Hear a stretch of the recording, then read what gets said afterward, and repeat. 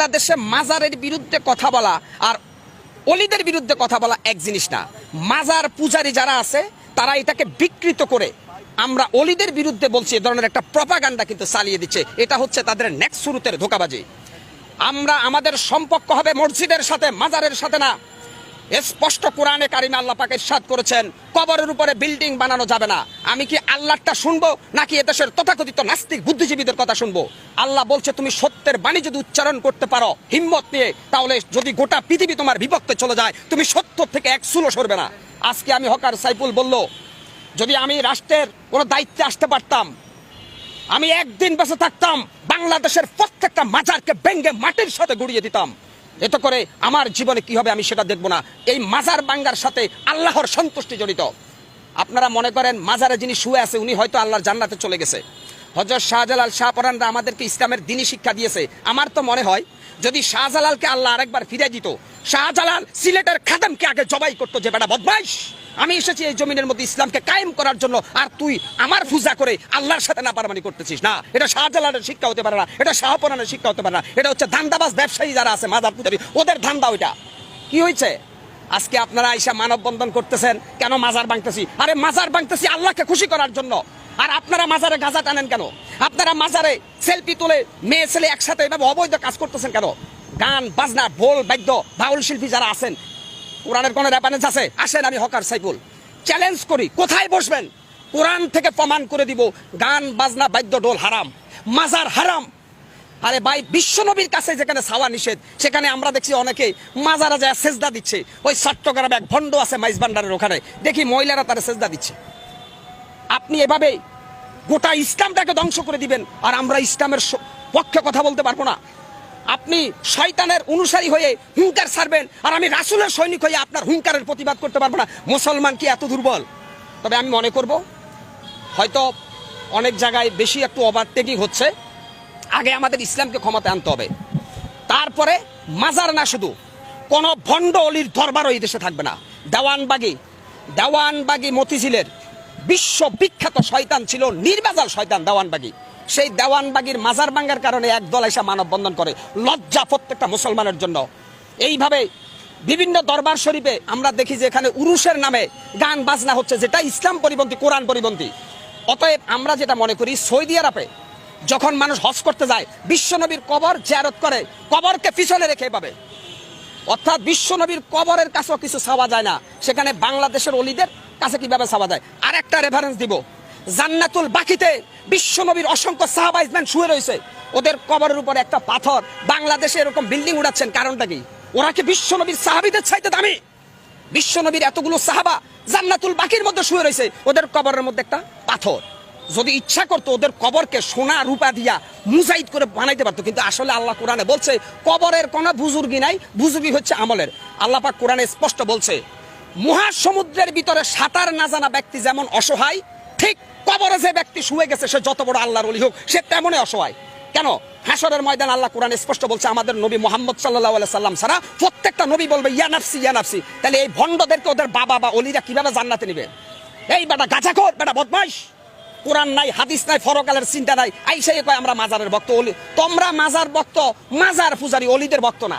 তোমরা শাহজালাল শাহপরান আব্দুল কাদের জিলানের অনুসারী না, তোমরা শয়তানের অনুসারী। ৯৬% মুসলমানের দেশে প্রত্যেকটা মুসলমানের ইমানি দায়িত্ব মাজার পূজারীদেরকে শায়েস্তা করা। এত করে যদি আমরা মারা যাই আমরা শহীদ আর ওরা আবু জেহেল। আজকে অত্যন্ত কষ্ট লাগে ভাই, অত্যন্ত দুঃখ লাগে। আজকে সোশ্যাল মিডিয়া থেকে শুরু করে এক ধরনের তেল বা সুশীল সমাজ বাইরেছে, মাজার ভাঙছে, আস্তাগফিরুল্লাহ আস্তাগফিরুল্লাহ। কেন মাজার ভাঙছে? আরে ভাই, কবরের উপরে বিল্ডিং ভাঙ্গার নির্দেশ দিচ্ছে রাব্বুল আলামিন আল্লাহ। আপনি কত বড় নাস্তিক বুদ্ধিজীবী, আপনি মাজার ভাঙতে নিষেধ করেন কেন? আমি বলছি না যে প্রত্যেকটা মুসলমানের ইমানি দায়িত্ব বাংলাদেশের প্রত্যেকটা মাজারকে ভেঙ্গে গুটি গুটি করে দেওয়া। এখানে উগ্রবাদের গন্ধ পাও, মৌলবাদের গন্ধ পাও, তাহলে আল্লাহর কোরআন নিয়ে বসো। এই মাজার পূজারীরা আসো, আমি বসবো তোমাদের সাথে। যদি কোরআনে জায়েজ দেখাইতে পারো মাজার, আজ থেকে আমিও কোনো মাজারের অনুসারী হব। অতএব তোমাদের এই ভণ্ডামি, তোমাদের এই ধান্দাবাজির বিরুদ্ধে কথা বলছিল বাংলাদেশের হাক্কানি আলেম ওলামা। তোমরা তাদেরকে আবু জেহেল বলছিলা। অর্থাৎ এজিদ যখন হাসান হুসাইনকে যখন এজিদের বাচ্চারা হত্যার ষড়যন্ত্র করে, তখন অনেক নামদারি আলেম ছিল, এরা জালেম। আজকে অত্যন্ত কষ্ট লাগে ভাই। আমি মনে করি, আল্লাহর কসম খাইয়া বলতে পারি, আমার ভাগ্য পরিবর্তনের মালিক একমাত্র আল্লাহ। কোন পীর, কোন বাবা, কোন আউলি আমার ভাগ্যের ভালো বা মন্দ কোনোটাই করতে পারবে না। আমরা একটা পাকা চুলকে বাঁকা করতে পারবে না কোনো অলিমিয়া। আমরা অলিদেরকে সম্মান করি কেন? তারা আমাদের জন্য ইসলামের সংবিধানকে রেখে গেছে, এই জন্য আমরা অলিদের সম্মান করি। এখন মাজার বাংলা কি শাহজালালির ইতিহাস মুছা যাবে? শাহপরানের ইতিহাস মোছা যাবে? মাজারের সাথে শাহপরানের সম্পর্ক না, শাহপরান আর শাহজালালের সম্পর্ক আল্লাহর সাথে, আর মাজারের সাথে সম্পর্ক হচ্ছে খোদাদহী নাস্তিকদের। মিয়া কেন আপনারা এখানে বারবার বলতেছেন অলিদের বিরুদ্ধে?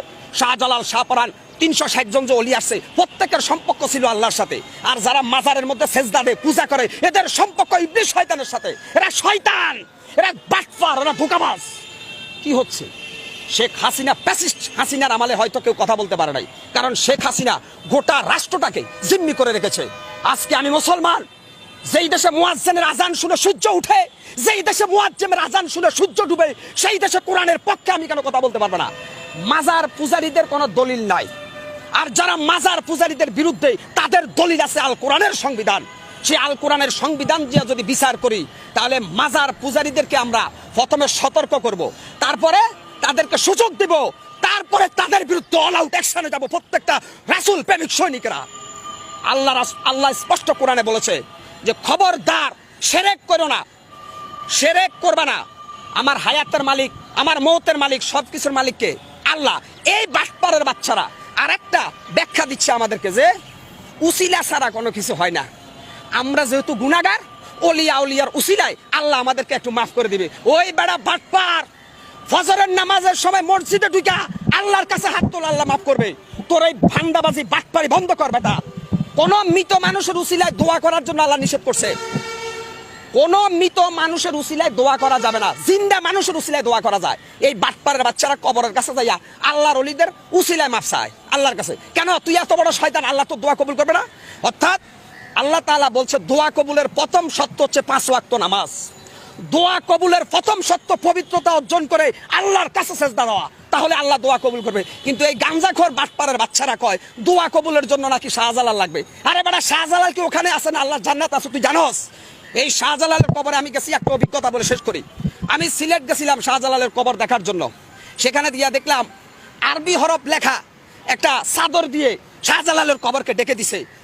হঠাৎ করে দেখলাম বৃষ্টি পড়লো, আম পাতার উপরে কাক পায়খানা করছে, কাকের পায়খানা আরবি হরফের সাথে লাগতেছে। ভাই কি নির্লজ্জ বেহাইয়াপনা!